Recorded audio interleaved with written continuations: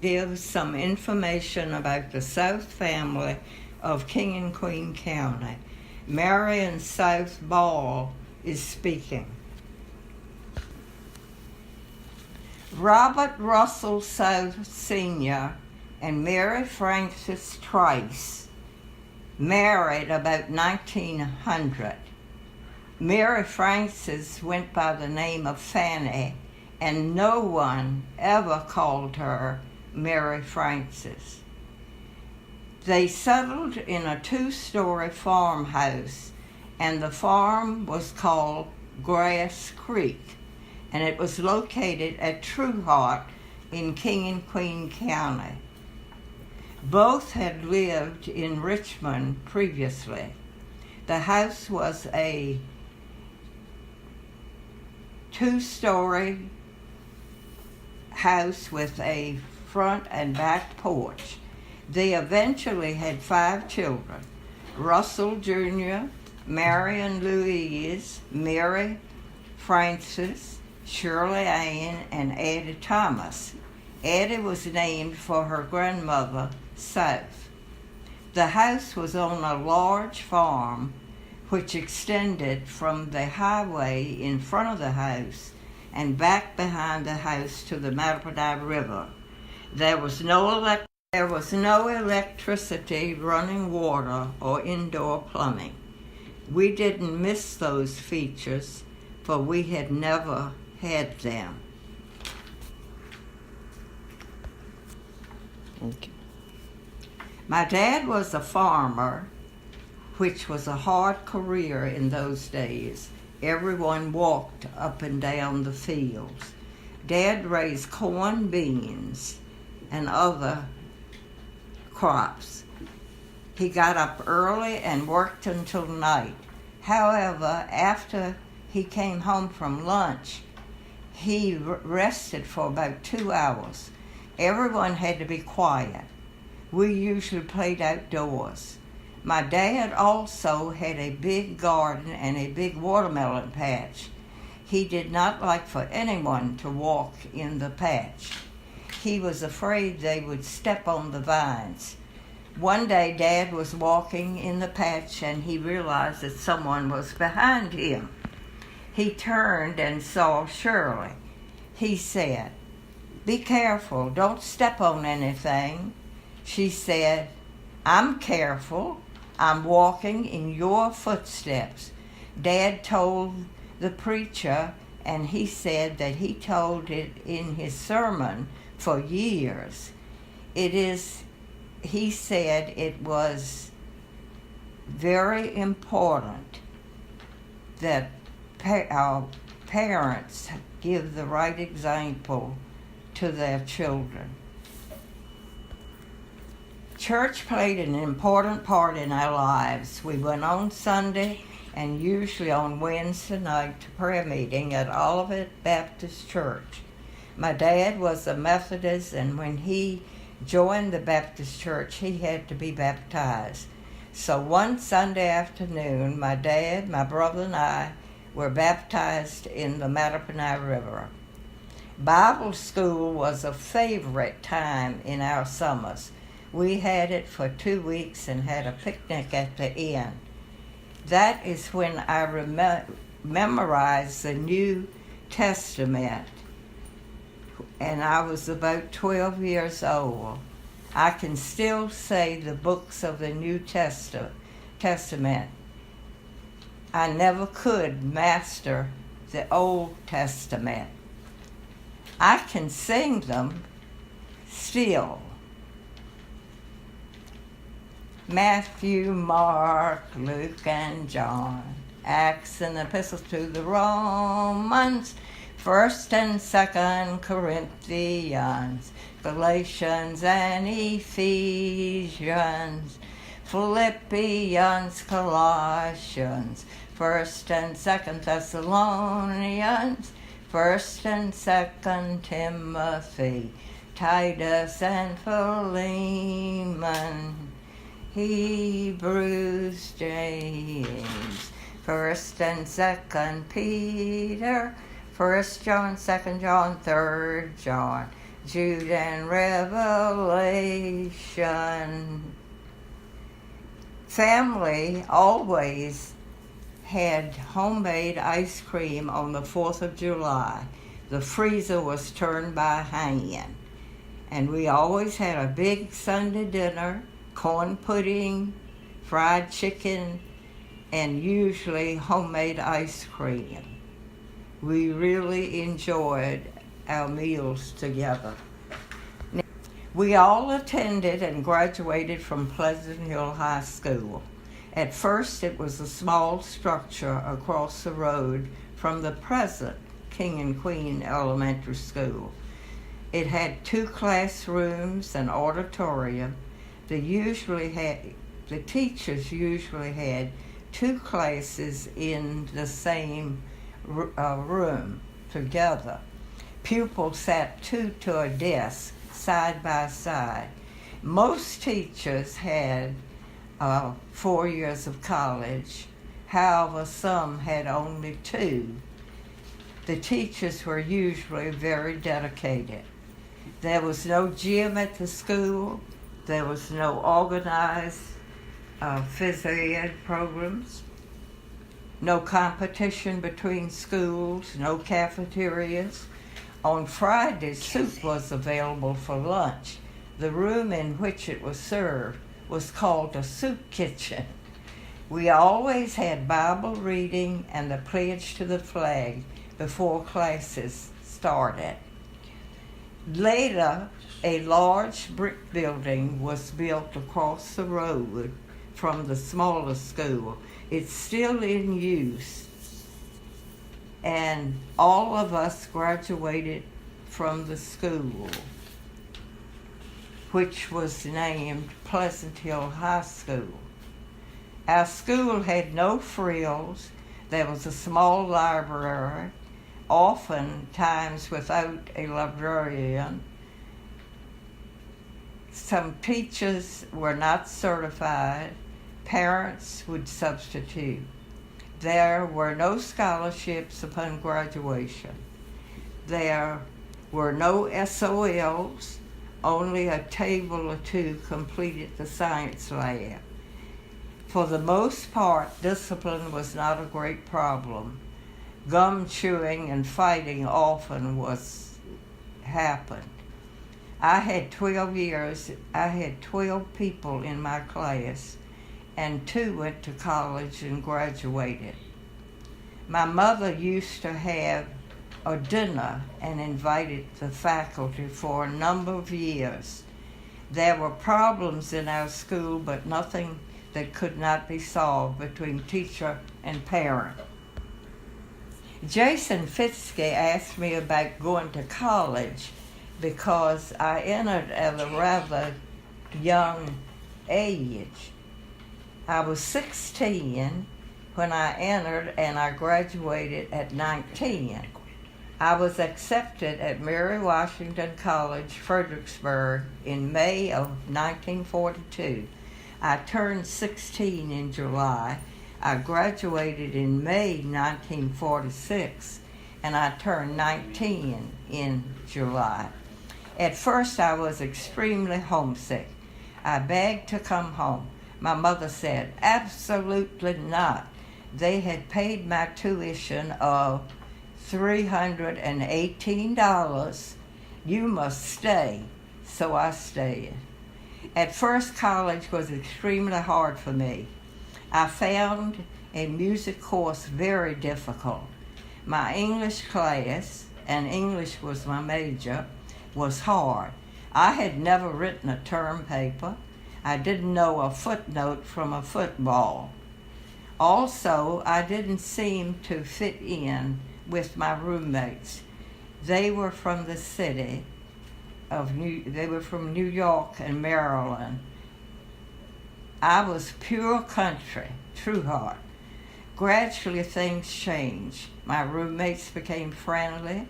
I seemed to fit in. Perhaps if I'd been older, the adjustment would have been easier. My roommates later lent me a racket, and I took tennis. I spent hours in the library studying. Eventually, I made the dean's list. Later, I loved college. I lived in a dorm named Mary Ball, and I had Ball written all over my books. Teaching is really a fine profession.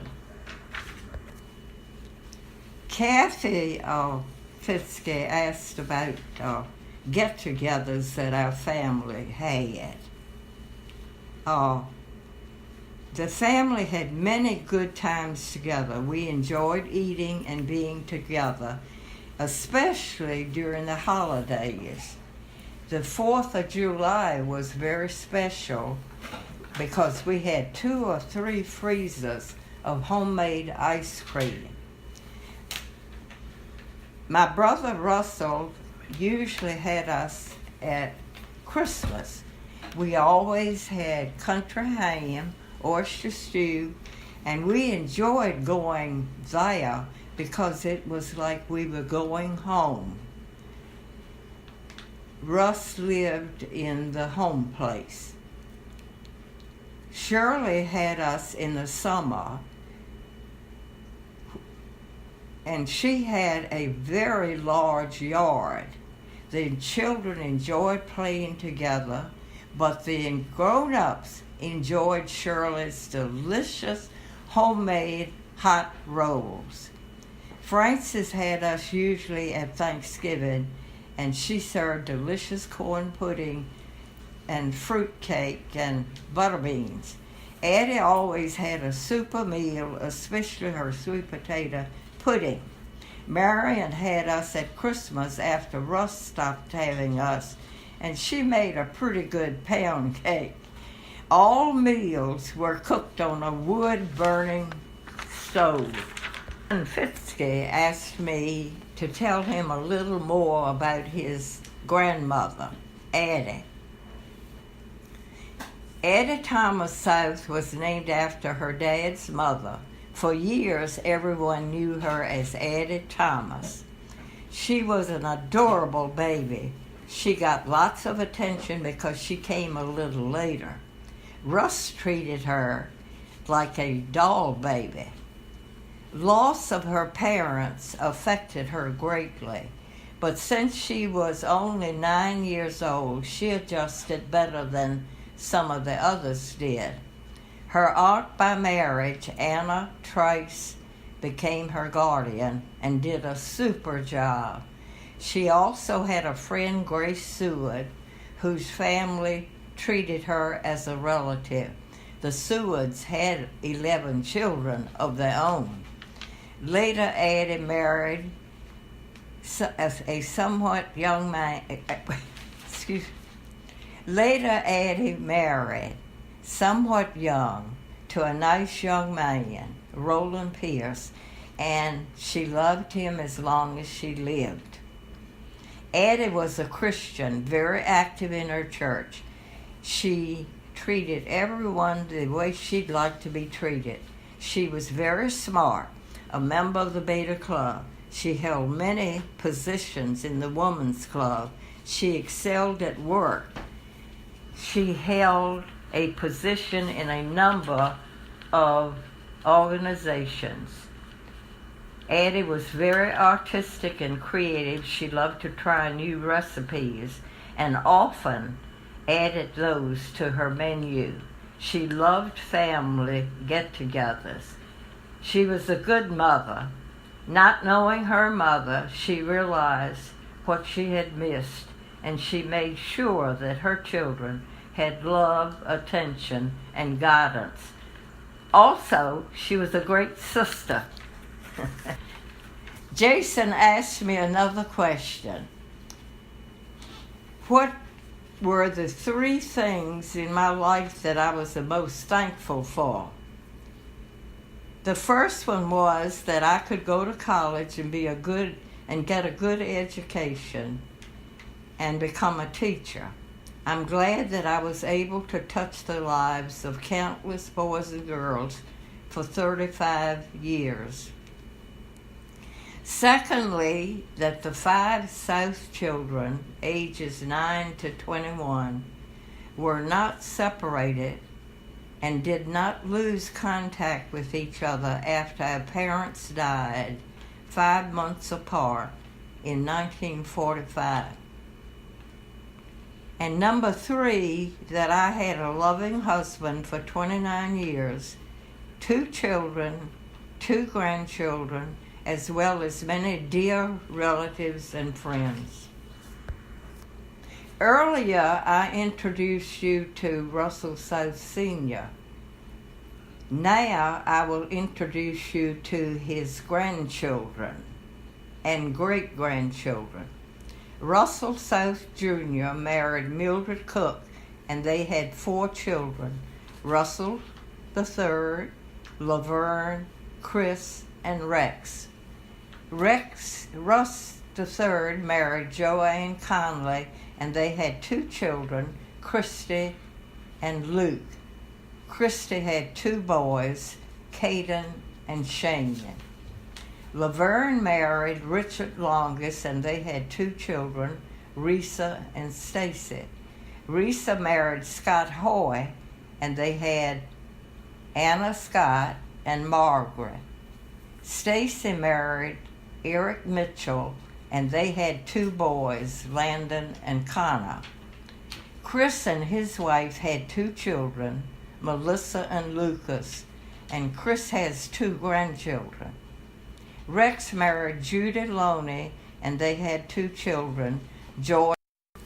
Chris and his wife had 2 children, Melissa and Lucas. Chris has 2 grandchildren. Rex married Judy Loney, and they had 2 children, Jordan and Cameron. Marian married John Ball, and they had 2 children, Peggy and Jeffrey. Jeffrey married Joanne Walton, and they had Sarah and John. Sarah married Joseph Consiglio, and John married Emily Hewitt. I messed that up. Francis married Douglas Daniel, and they had a daughter, Deborah. She married John Laris, and they had 2 children, Kevin and Jessica. Shirley married Wilfred Seward, and they had 4 children, David, Larry, Sandra, and Cheryl. David married Amy Buckham, and they had 2 boys, Taylor and Grant. They have 1 grandchild, Abby. Larry married Tracy Langford. They had 2 children, Lindsay and Jacob. Lindsay married Rusty Powers, and they had 2 children, Cora and Bry. Jacob married Christian Weber, and they had 3 children, Ella, Milo, and Olive. Sandra married J.B. Edmonds, and they had 2 children, Allison and Brian. Allison married Bobby Maxwell, and they had 1 child, Peyton. Brian married Isabel Hall, and they had 1 child, Jennifer Sue. Cheryl, who is deceased, married Billy Smith. They had a son named William Solomon Harris Smith. Eddie married Roland Pierce. They had 2 children, Kathy and Jamie. Kathy married Donnie Fitzke, and they had 2 boys, Jason and Daniel. Jason married Amanda Will. Jamie married Linda Gerber, and they had twins, Savannah and Harrison. I'm going to share with you a few stories about our family. Some of them are good, and some of them are not so good. The first is Kathy Pierce Fitzke got a pig. And her mother, when she was a child, she got a pig, and Her mother would not let it come into the house. When Roland got home, Kathy and the pig were at her aunt's house across the street, sitting in front of the garage, hugging the pig. Don't know if she ever got the pig into the house. Jamie Pierce. One day Jamie and the boy who lived next door were playing and got too near the creek. The boy fell in. Jamie pulled him to safety. When Peggy Ball was 4, she and her cousin Warren, age 7, from Richmond, were lost in the woods for 3 to 4 hours. The community searched frantically. Warren said he was exploring, but there were many sawmills in that woods, and they had wells, and it was dangerous. They were in an area where formerly had lots of sawmills and wells, and it was rather dangerous in the woods. And so finally Peggy recognized a house on the edge of the woods, and they went there.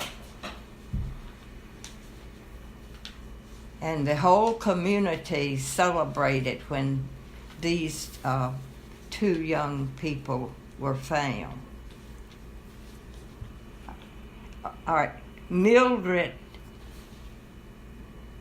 Cook South, many years ago, rescued 2 boys and their sister from the Mattaponi River.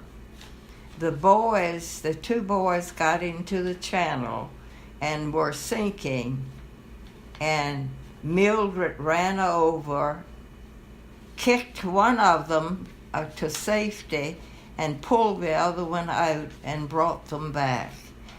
It was a very scary situation, and just recently Mildred remembered and talked about it.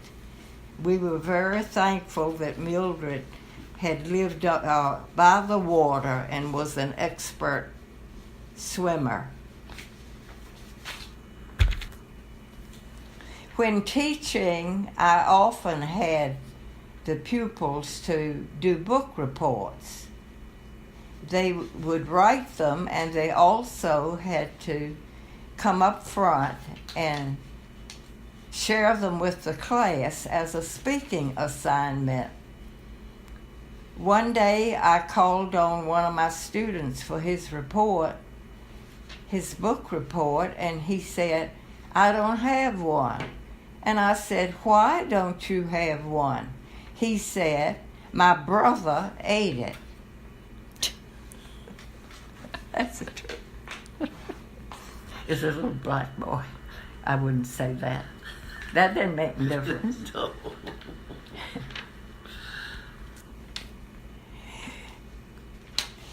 All right. One Christmas, I was visiting Addie and her family, and I broke a Christmas ornament. I was very sorry, but it was nothing. I couldn't put it back together. I went home, and about a week or so later, when they were taking the Christmas tree down, Daniel broke an ornament, and his mother asked, "Did you do this?" He said, "No, Aunt Marian did it." And that you have teased him about that. I know he's sorry he said it. All right.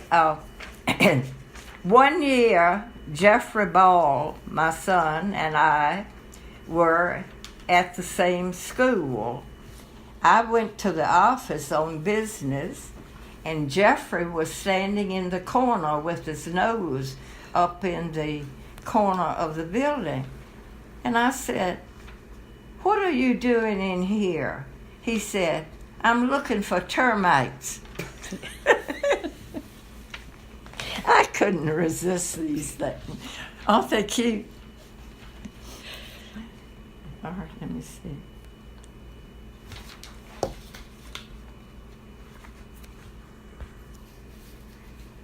Okay. When Kathy Pierce was small, she lived in a house across the road from me. She would come over every day when my portulacas were blooming and pick up a bouquet and take it home. Now, each spring, she brings me several dozen portulaca plants and plants them in my flower border. They are beautiful, and I enjoy them all summer. My brother Russell South and I, when we were young, would walk a mile to Trueheart to the store with a dozen eggs to exchange for coffee, sugar, salt, and pepper. Things that we could not raise on the farm. While he was shopping one time, I went upstairs to visit with the storekeeper's wife. While there, she polished my fingernails, the first time I'd ever had them done. Imagine my surprise when I went downstairs and my brother had gone home without me. He soon came back with me. He was very mad.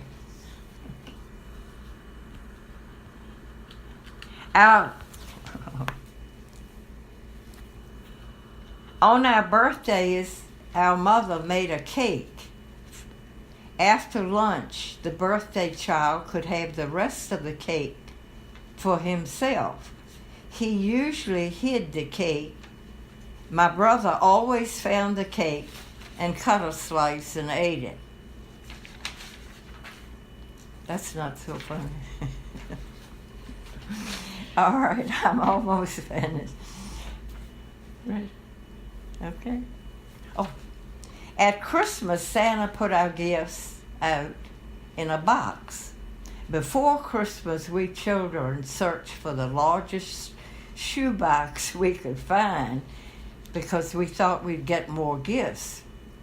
We got clothing, French harps, don't know why, fireworks, dolls, and so forth. One year, I put a letter in the local paper, a Dear Santa letter in the local paper, and it read that I wanted a horse, and my family teased me about getting a horse, and of course it scared me. I was so nervous about getting a horse, and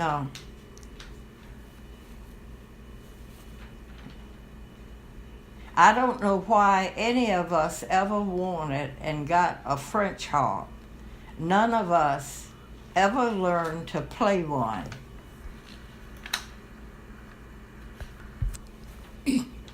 Our home is still standing at Grass Creek.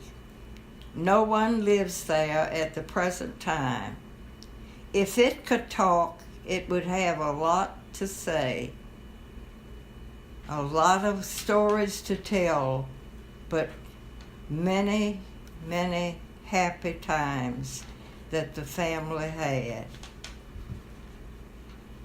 I go by it occasionally, and it brings back many good and bad memories.